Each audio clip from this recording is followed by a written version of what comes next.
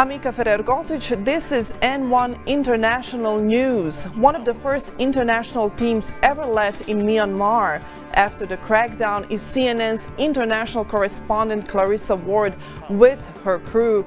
Clarissa is joining us from London. Clarissa, welcome to N1. Thank you for joining. Thank you so much for having me on. Thank you. Getting into a country like Myanmar is everything but easy. Would you take us through the process of being a journalist and getting into a country and still managing to be there? And give us the latest on the situation in Yangon, Myanmar, since you and the teams, like I said, were the first international crew to fly in since the military takeover on February 1st.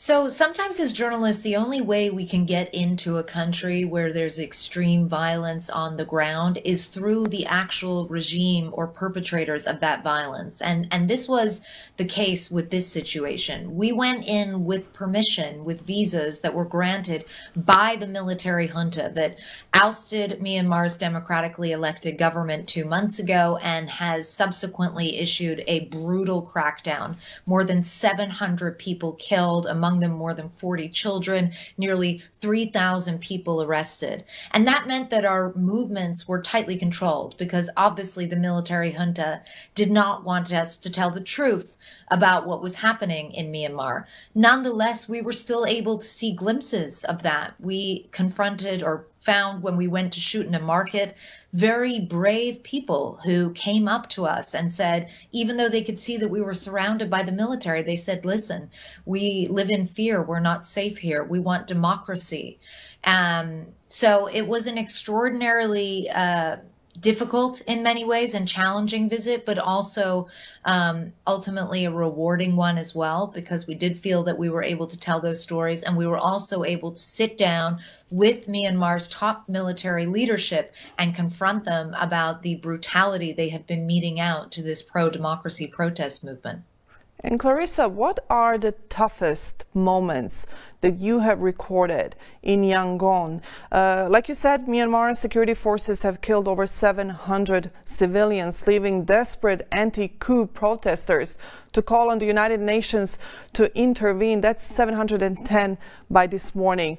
Like I said, what are the biggest struggles for this country, and what are those toughest moments that you have recorded and you've been through during your time in Myanmar? I think, some of the toughest moments were talking to these people who approached us in this market and hearing their pleas for the outside world to listen, hearing their, one woman actually said to me, talking about the military, they're not human.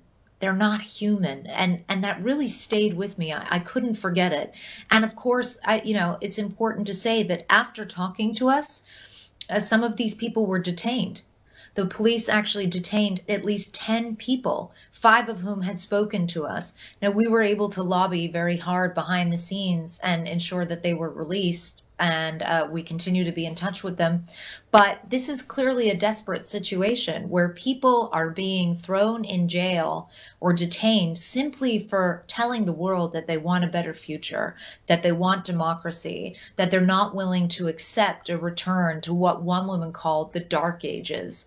And those words of those extraordinarily courageous people have really stayed with me.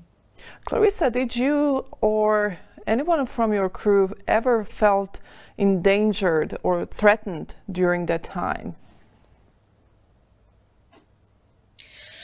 I don't think we were very lucky because we're there with the military, because there was a lot of public eyes on our visit. It gives us a measure of protection.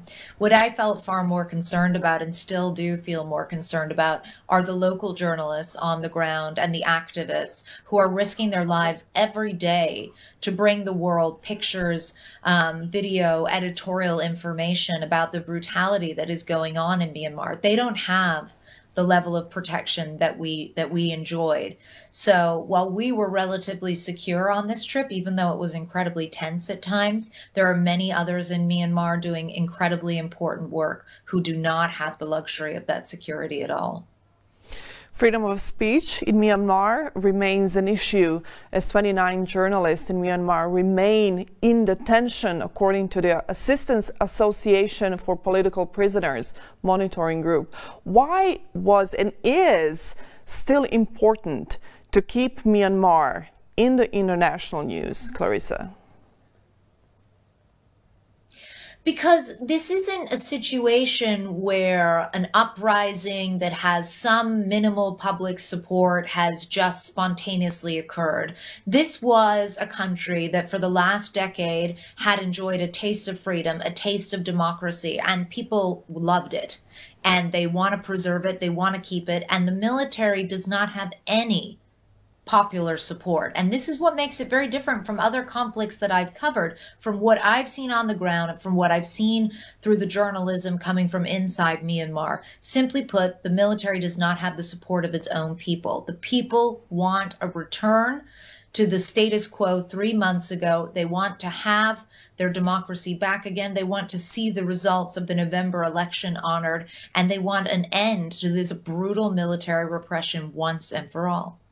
And now is Myanmar in the news, but Myanmar hit headlines 4 years ago in 2017 in December with the largest ethnic cleansing operation of Rohingya Muslim minority. Those are the UN data. Aung San Suu Kyi found herself being criticized by the international public. Even then, Suu Kyi faced a raft of criminal charges now that could see her barred for life from office. I would like you to have your take on this. Look, I think you have to understand that Aung San Suu Kyi was in a very difficult position. Clearly, her position was always tenuous, as we now see from the results of the coup. It may well be the case that she felt she had to publicly pay lip service or try to diminish the brutality of the military's actions against the Rohingya Muslims because she knew that she would be jeopardizing her position if she did not. But whatever the past was, whatever the sort of apologies that were made for unacceptable and atrocious acts against the Rohingya Muslims, it doesn't change the reality of what's going on today, which is that Aung San Suu Kyi and her party won a landslide victory in November's election. And instead of being catapulted into a position of further power as a result of that, she is under house arrest. Her people and her followers and the people of Myanmar are facing an extraordinarily brutal crackdown. That's what's important, and that's what the international community, I think people in Myanmar would really like to see them focus on. And this is why your work as well is so important, to have these information, that this information come out in the international news. We don't see that very often.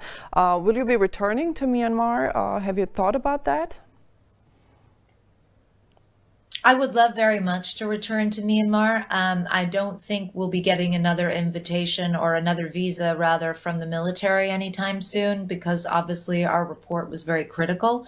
But you can believe that we will continue telling the story, not just me, all my colleagues at CNN who are in Thailand, in Hong Kong, covering this story from every angle, and that's something we will continue to do.